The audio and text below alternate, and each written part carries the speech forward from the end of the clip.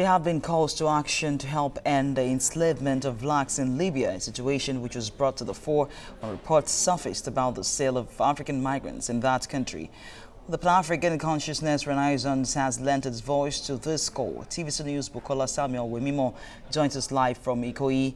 Buki, thanks for joining us. I mean, it's a cry from across the world. And what is happening there in Ikoyi? Yes, Ugochi, I am right here at number 13, Awolowo Way, Ikoyi, in front of the UN High Commission office. A number of Nigerian youths are gathered here, and we've been here for about 2 hours.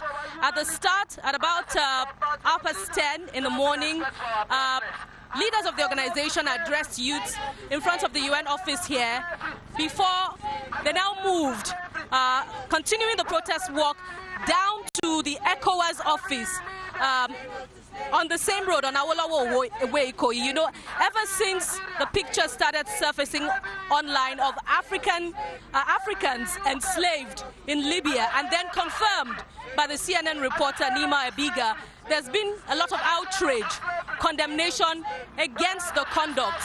Now, it's a small crowd, but with a message that cannot be ignored.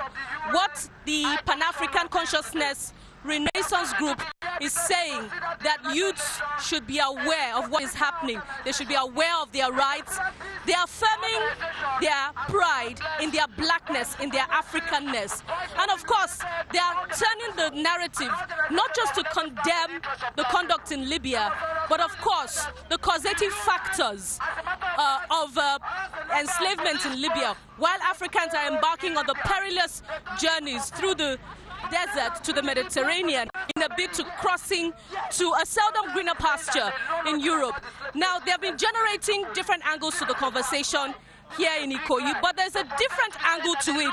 And I'd like to bring on the director of the Moyo organization, Madam Affiong El Affiong, who has a unique angle to the conversation. She has addressed the youths earlier, but her narrative of the conversation, her narrative rather, of the enslavement in Libya is slightly different. You would like to hear her thoughts on it.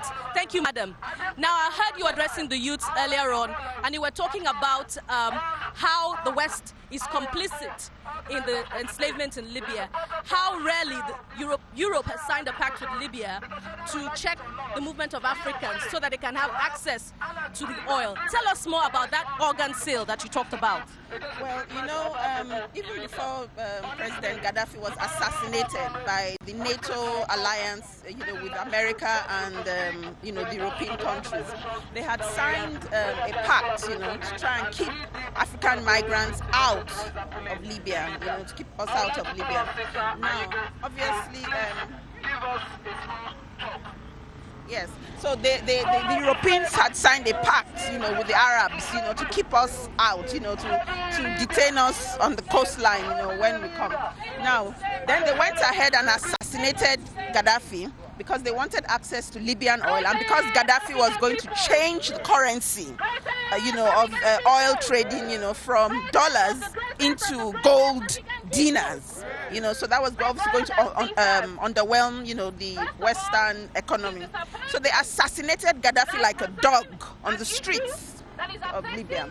But what they had thought, which they do constantly in regime change, was that, you know, they would exchange Gaddafi for somebody else immediately. But things didn't happen like that. Instead, Libya deteriorated and degenerated, you know, into, you know, a failed state, as it were. And you have all these factions that have taken over in Libya now. So the point I'm making is that originally the Europeans were the ones who signed, you know, that pact, you know, with the Libyan authorities to keep us out.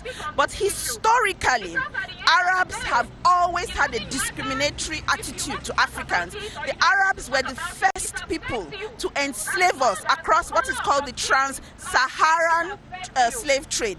And that was 1,000 years before the Europeans came and started the transatlantic slave trade. So the Arabs have been in the business of enslaving Africans for years and years and years, even more than the Europeans. So both the Arabs and the Europeans are both complicit in the trade of African bodies. But then you also have a third party. You have the third party being these neo-colonial, slavish African leaders, these African governments that we have had from the 60s up till today, who are traitors, who do not do anything for us as